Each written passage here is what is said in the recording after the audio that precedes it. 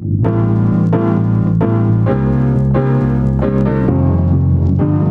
beautiful coastline, sunsets on the beach, an internationally recognised clubbing scene. Young people come to party, families bring their children for a getaway in the sun.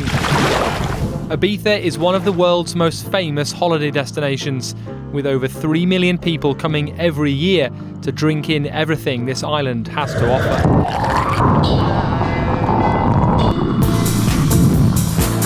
Welcome to Ibiza. But many locals here are not happy with the scale of tourism. The issue has perhaps never been as controversial.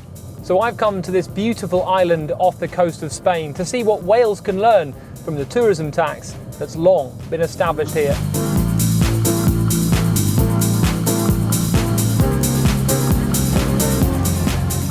Zuri is something of a rarity in his industry, an Ibiza barman who doesn't drink and doesn't party. He's experienced the busyness of Barcelona, but has found a home here in Ibiza. He says the island is well worth the extra cost for visitors. Ibiza is so lovely island. Ibiza is a little bit expensive because you cannot see anywhere this place, you know. It's a pretty sunset, a pretty beach clubs, a pretty bartenders, of course, you know, and yeah, you have to pay a little bit more, but I think it's a good price.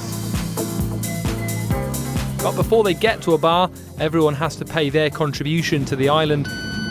For the tourist tax. A tap on a card, the opening act of an always colourful holiday here. The sustainable tourism tax applies to all overnight stays here, from hotels to apartments and even the cruise ships that dock here in the port of Ibiza. While children under 16 are exempt, everyone else has to pay on arrival. But not everyone is happy with the way the money is spent. My name is Laura San Miguel. I work for Friends of the Earth Ibiza, and I was born in Ibiza. I grew up here, and I love my island very much. So the tourism tax was used to help protect this beach? Yes, so there was an old emissary for treated wastewater that in the last few years it's been breaking down when there was too much pressure, and so suddenly the beach had to be closed down because there was fecal matter inside of the water, and that is being resolved because they've removed it with the tourist tax.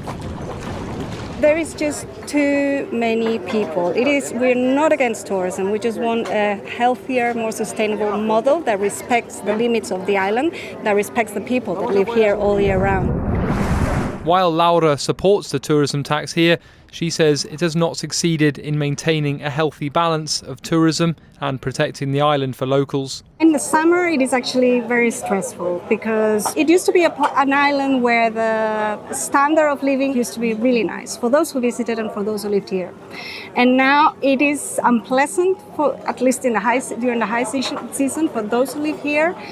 It's something that I will have never thought it will happen here. But I can imagine that a place like Wales will have places with similar problems, like national parks or cities. Do not be scared to put limits. I actually think we had less tourism before, but we lived better.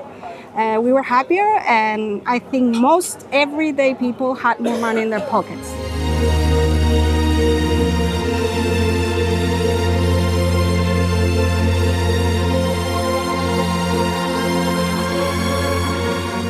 I'm Agustín Sintes, I'm the director of Ibiza.com. It's a new digital media since September 2023, and I live here since 2019. As editor of a local newspaper, Augusti has seen changes to the nature of the tourism industry here, the type of visitors who come, how long for, and how much impact their activities have on locals. His words perhaps serve as a warning to us in Wales. Do you think the tourism tax has helped to protect the island, but also to keep people coming here? La ecotasa es una gran estafa. The eco-tax is a huge scam, he tells me, a farce perpetuated by the government on the population and tourists. He says data shows that only 12% of the available revenue gathered from the tax in recent years has been spent at all, and even that has largely not been used for things people here were promised. The amount of people who come to Ibiza, do you think it's a sustainable situation? Yo creo que tengo una opinión que no es generalizada, pero pienso que sí. I believe I have an opinion that isn't widespread, but I do think it's accurate, he tells me. Perhaps we're not in a perfect situation, but we're not that far from it. It requires some adjustments that will come naturally from the market, and adjustments that are being made through the fight against illegal tourist rentals and the regulation of vehicle entry. But the situation isn't serious or dramatic, as some want to make it seem. Dramática, como se quiere hacer ver, y no estamos en una situación límite. So much of Ibiza's reputation is for its nightlife, attracting Brits for loud music and late nights since the 1970s. But if you drive outside the resorts, Ibiza still has miles of beautiful countryside. But even that is changing too, with more and more properties now only available for tourists. My name's Dean and I've lived here on and off for 22 years. And I look after licensed villas for the tourists in the summer. And in the winter months I teach my version of English and do lots of other jobs to survive. And in the summer I'm a volunteer snake catcher. He's not joking either. When landowners buy in olive trees for their gardens from other places, snake eggs are often hidden within. The snakes that hatch are wiping out the local Ibiza lizard.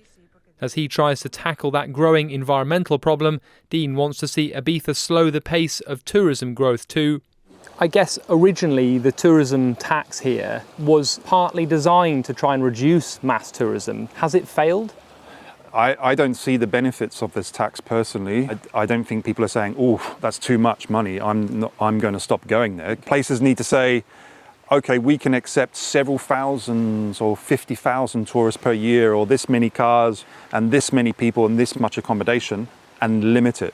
Wales is a very beautiful place, and I would say it's important to conserve it. Don't make the same mistakes as places like Ibiza with over-construction, gentrification, and keep something original and preserve it.